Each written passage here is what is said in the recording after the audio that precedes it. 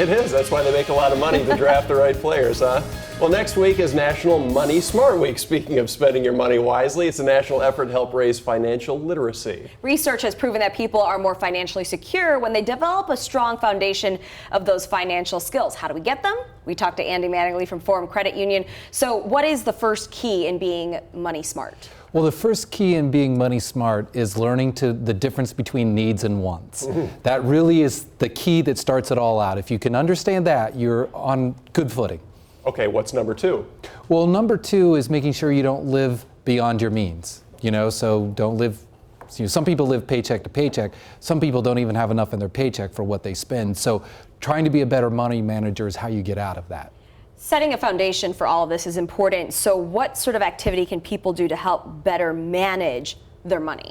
Well, the first thing is knowing where your money goes. And a lot of people have no idea. If you ask them how much they spend on groceries or gas, they'd have no idea how much they spend on it. And that's really key, is knowing where your money's going. So the answer would then be set a budget. Is that the best way to figure out where your money goes? But physically write it down or something? Yes, something that people don't like to do.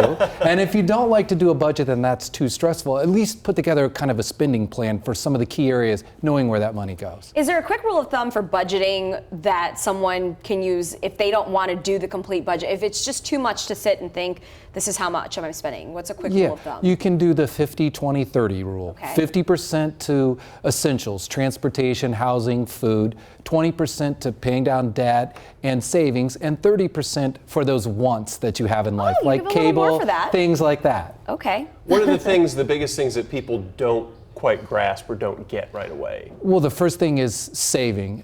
Early and often, the time value of money, those types of things. So the earlier you start saving for your retirement and emergency funds, the less you really have to save each month. What is the skill that shows that you've moved beyond the basics of what you've been talking about here? It's when you've kind of developed a financial roadmap for your life and you're planning all of these events ahead of time instead of reacting to them. Andy, where can people find you?